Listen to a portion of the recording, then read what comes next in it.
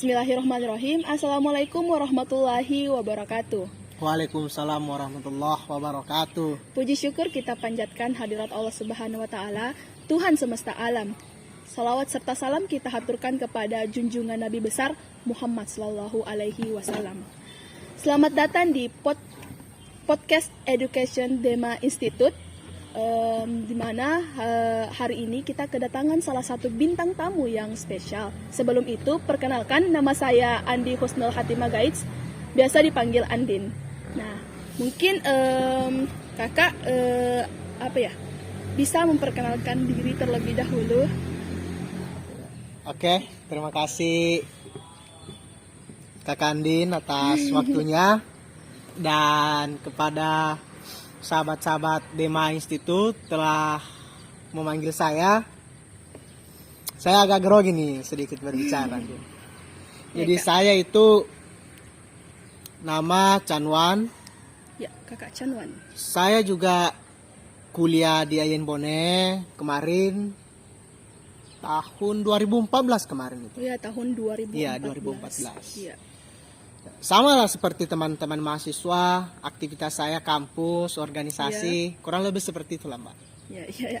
Jadi begini, dari yang sepengetahuan saya, Kakak Canwan itu pernah menjabat juga di Dema ya, Kak? Iya, benar. Pada tahun, kalau tidak salah pada tahun 2018. Iya.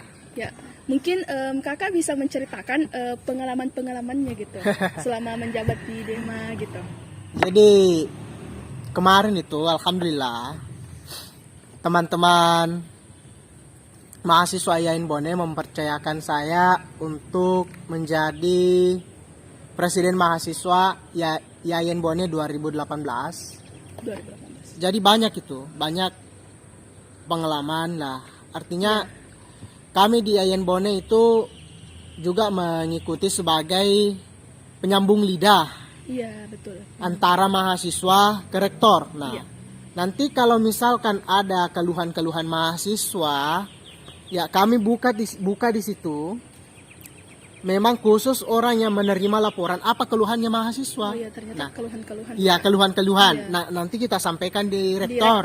Nah, cara menyampaikan itu ada dua, Mbak. Iya. Apakah kita sampaikan secara audiensi dan sampaikan secara aksi demonstrasi. Ya.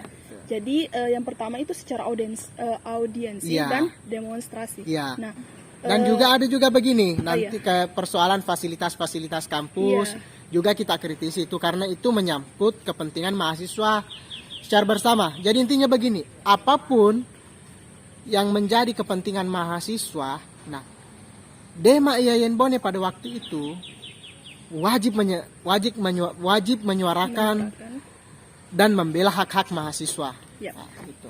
Jadi teman-teman mahasiswa jika ada kendala masalah fasilitas kampus dan lain sebagainya, mungkin teman-teman bisa mengajukan suaranya ke Dema, datang saja langsung ke kantor Dema. Betul. Ya, betul. Nah, apalagi sekarang kan, mahasiswa sekarang diributkan kuliah lah.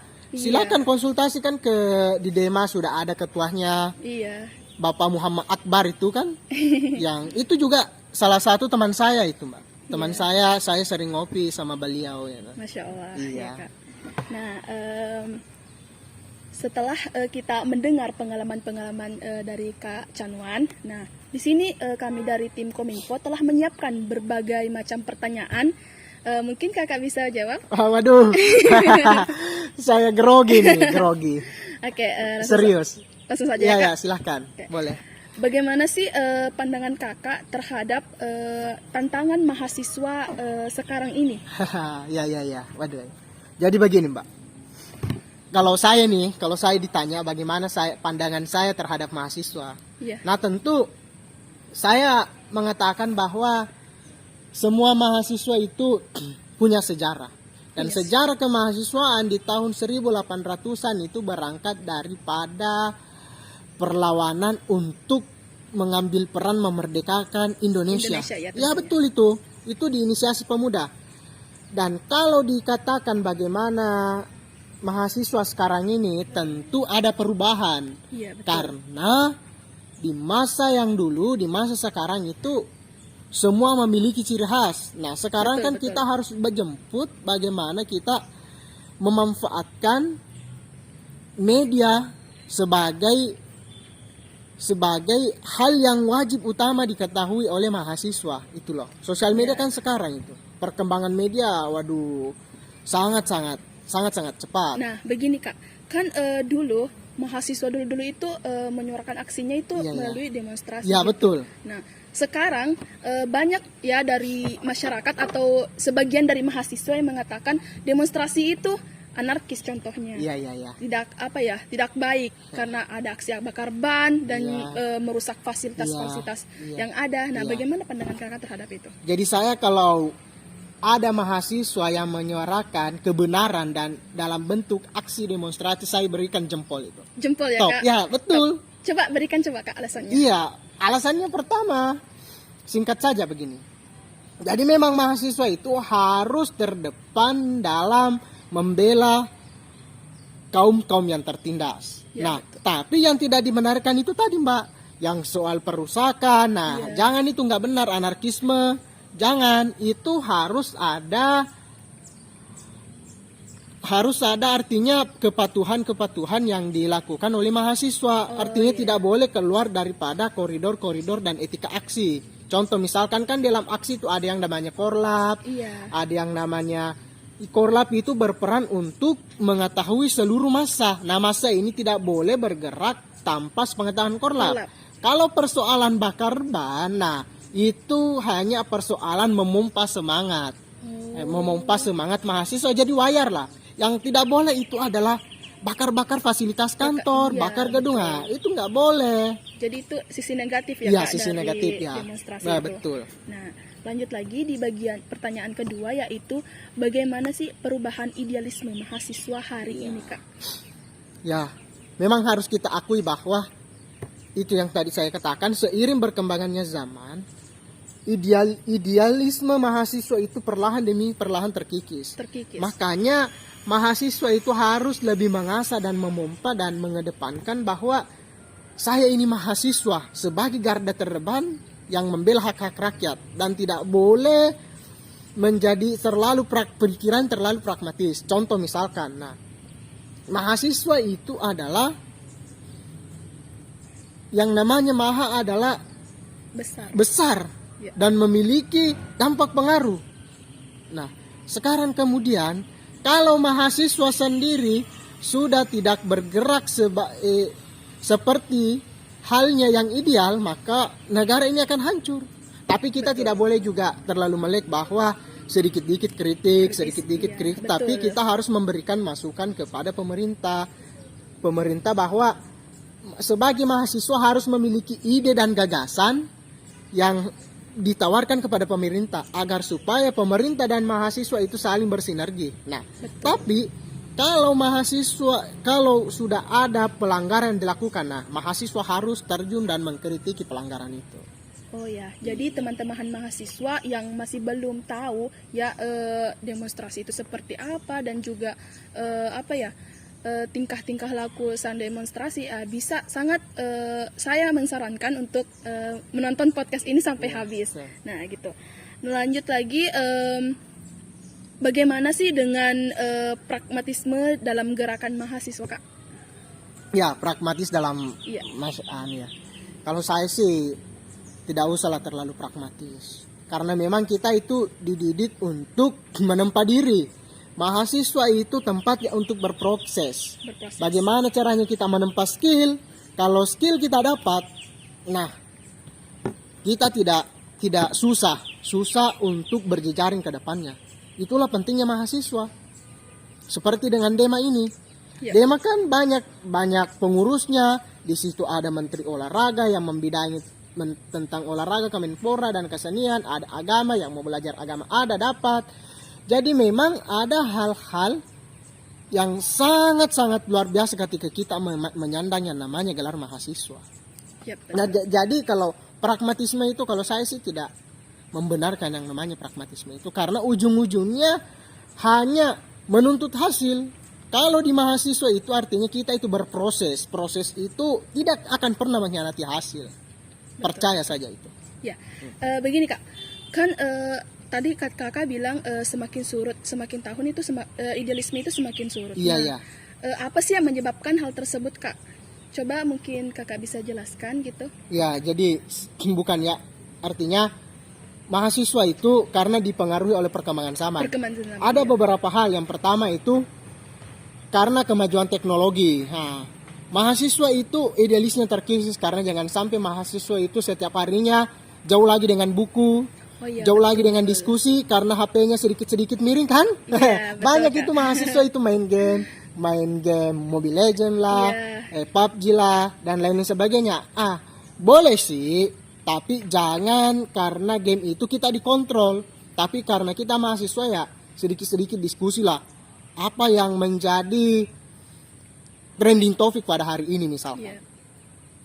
Misalkan ini nih, bagaimana Indonesia ingin menjemput negara emas di tahun 2020, tahun 2045, tahun 2040. Nah, di situ kita harus mengambil peran, minimal ada kegiatan mahasiswa misalkan tawarannya kepada presiden. Nah, itu sangat luar biasa. Ya betul. Begitu. Jadi juga begini nih. Karena terlalu banyaknya misalkan kuliahnya terlalu maraton. Nah, itulah terlalu banyak kampus sehingga dia terlalu artinya tidak ada lagi ruang-ruang tertentu yang ditempati mahasiswa untuk melakukan diskusi dengan sesama mahasiswa. Tapi jangan karena itu kita juga melupakan kuliah, kita tetap harus mengerjakan kewajiban kita sebagai mahasiswa iya. dan juga sebagai anak organisator juga seperti itu. Kita tidak boleh mengelupakan yang namanya kajian isu. Ya, betul banget. Nah, lanjut lagi di pertanyaan berikutnya yaitu apa sih yang penting dimiliki oleh gerakan mahasiswa hari ini, Kak? Yang penting gitu. Karena dilihat dari beberapa mahasiswa yang notabene-nya bukan anak organisatoris ya, yang kupu-kupu misalnya. Iya. Nah, lantas bagaimana itu, Kak?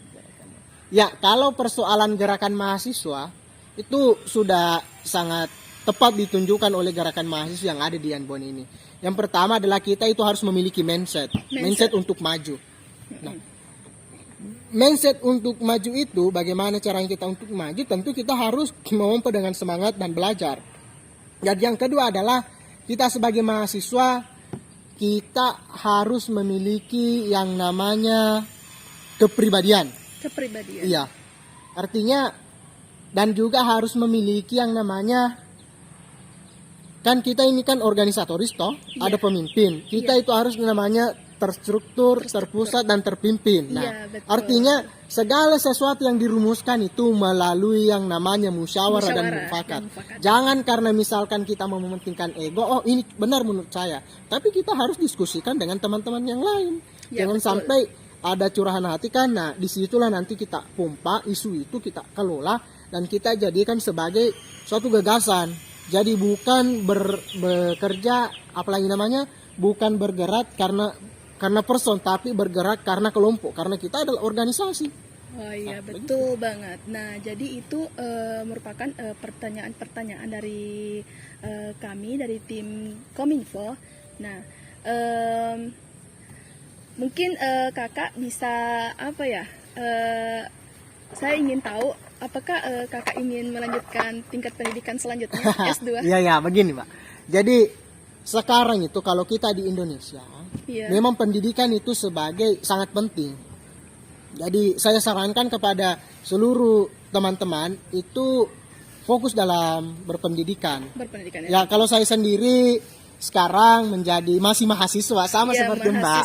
Tapi saya sudah lulus strata 1 dan saya lanjut di UIN Syarif Hidayatullah Jakarta. Masya Allah. Mengambil jurusan Islamic Studies. Gitu.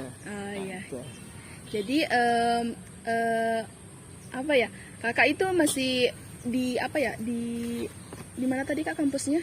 Di UIN Syarif Hidayatullah. Ya.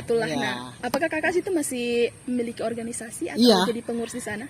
Oh ya, kebetulan sekarang kami dipercayakan mengurusi organisasi yang namanya PBPMI, Pengurus Besar Pergerakan Mahasiswa Islam Indonesia di bidang pertahanan dan keamanan. Nah, di selain itu juga saya terhimpun di Himpunan Mahasiswa Pasca Sarjana Indonesia HMPI Korwil DKI Jakarta. Nah, kenapa saya Korwil DKI Jakarta? Karena saya memang berdomisili di Jakarta. Oh, ya sekedar informasi aja. Ya, di situ saya membidangi hukum dan hak asasi manusia.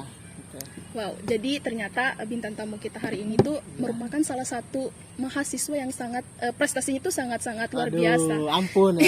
Nah gitulah, kita juga masih berproses, tapi alhamdulillah karena ini percayaan sahabat-sahabat ya. Jadi ya kita bergelut aja di sana.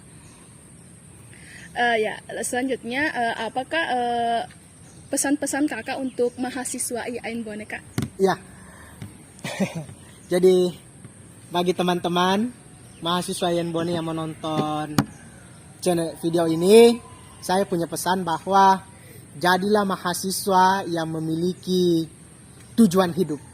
Karena ketika kita tidak memiliki tujuan, kita akan buta dengan arah. Namun ketika kita memiliki tujuan, maka peta itu akan tergambar di dalam otak kita dan kita akan mengetahui gerakan apa yang akan saya lakukan dan bagaimana saya mewujudkan gerakan itu. Masya Allah, Itu. Sangat luar biasa. Nah, yang terakhir nih Kak, Iya. 3 kata untuk Dema. Dema. Ya, Inspiratif, inspiratif, inovatif, keren. keren. Wah, itulah dialog singkat dari kami. Nah, di sini kita mendapatkan banyak-banyak inspiratif dan juga banyak-banyak belajar ya dari Kak Chanwan ini. Nah, juga pada hari ini tuh saya sangat-sangat banyak belajar di kakak gitu. Nah, mungkin terima kasih Kak atas waktunya. Mungkin hanya itu dari kami. Wallahul muwaffiq ila aqwamit thoriq. Wassalamualaikum warahmatullahi wabarakatuh. Hidup mahasiswa. Waalaikumsalam warahmatullahi wabarakatuh.